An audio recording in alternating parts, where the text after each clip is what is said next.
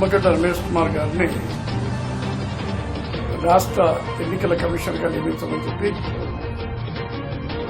Governor గారు రాష్ట్ర ప్రభుత్వాన్ని ఆదేశించడం జరిగింది.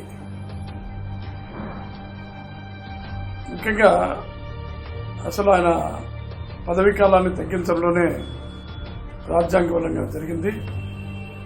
ఆర్టికల్ 243K ప్రకారము రాష్ట్ర ఎన్నికల కమిషన్కు హైకోర్టు జడ్జి హోదా ఉంది కాబట్టి హైకోర్టు జడ్జిని తొలగించేదానికి కావాల్సినటువంటి ప్రక్రియ పార్లమెంట్లో అవిశ్వాస తీర్మానాన్ని ప్రవేశపెట్టి ఆమోదింపజేయడం.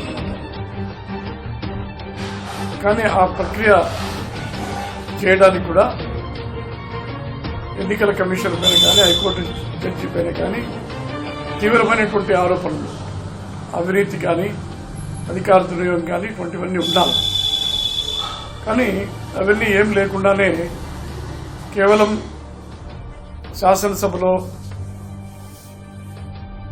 చట్టాన్ని సవరించడం ద్వారా లేదంటే ప్రభుత్వం జీవో ఇవ్వడం ద్వారా పదవీ కాలాన్ని తగ్గించేటువంటి అధికారం లేకపోయినా కూడా రాజ్యాంగ విరుద్ధంగా రాష్ట్ర ప్రభుత్వం ఆ పని చేసింది కాబట్టి అది హైకోర్టులో కూడా నిలవలేదు. హైకోర్టు కూడా ఎన్నికల కమిషన్గా కొనసాగించాలని చెప్పి పునర్నిర్మించాలని చెప్పి ఆదేశాలు తయారు చేయడం జరిగింది. తర్వాత దానిపైన హైకోర్టుకు పోతే హైకోర్టు కూడా ఆ విధంగా రాష్ట్ర ప్రభుత్వం ఇచ్చేటువంటి ఆర్డినెన్స్లు, చట్టాలు కానీ లేకపోతే ప్రభుత్వ ఉత్తర్వులు కానీ చెల్లవని చెప్పడం జరిగింది. అప్పటికి కూడా నియమించలేదు. తిరిగి సుప్రీంకోర్టు కూడా చెప్పింది. రాష్ట్ర ప్రభుత్వం సుప్రీంకోర్టు పైన కూడా దానికి సంబంధించి ఎటువంటి స్టే ఇవ్వడం కానీ హైకోర్టు ఉత్తర్వులను సస్పెండ్ చేయడం కానీ చేయలేదు. కాబట్టి ఈరోజు చాలా రోజులు వేచి చూసిన తర్వాత గవర్నమెంట్ ఎటువంటి ఆదేశాలు ఇవ్వకపోవడంతో తిరిగి హైకోర్టు ఆయన ఎన్నికల కమిషన్గా పునర్నిర్మించాలని చెప్పి ఆదేశాలు తయారు చేసినా కూడా అమలు చేయలేదు. కాబట్టి గవర్నర్ గారిని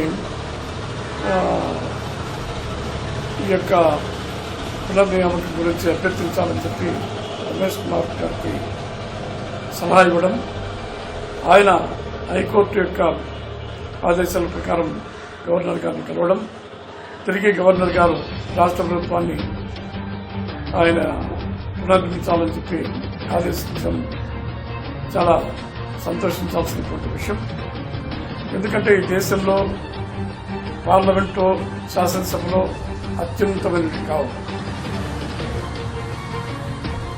పార్లమెంట్ కానీ శాసన సభలో కానీ రాజ్యాంగానికి లోబడి నడుచుకోవాల్సినటువంటి అవసరం ఉంది.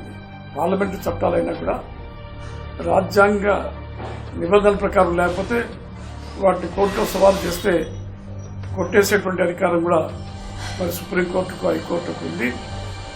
సుప్రీంకోర్టు, హైకోర్టు రాజ్యాంగ పరిరక్షకులుగా, గార్డియన్ ఆఫ్ ది కాన్స్టిట్యూషన్స్ గా, ఇంటర్ప్రిటేషన్ ఆఫ్ ది కాన్స్టిట్యూషన్ కూడా వాళ్ళ యొక్క బాధ్యత. కాబట్టి ఆ విధంగా కోర్టులు రాజ్యాంగాన్ని రక్షించడం జరుగుతుంది.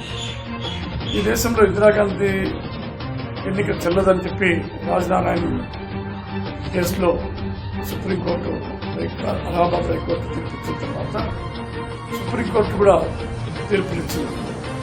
ఈ దేశంలో ప్రాథమిక హక్కులు, fundamental rights is the basic structure of the constitution. అదేవిధంగా స్వతంత్ర ఎన్నికల వ్యవస్థ కూడా అది కూడా basic structure of the constitution.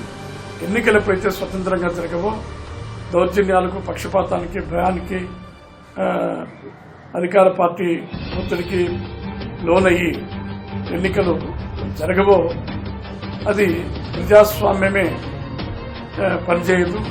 ప్రజాస్వామ్యం పనిచేయనప్పుడు ఎవరికి న్యాయం జరగదు. కాబట్టి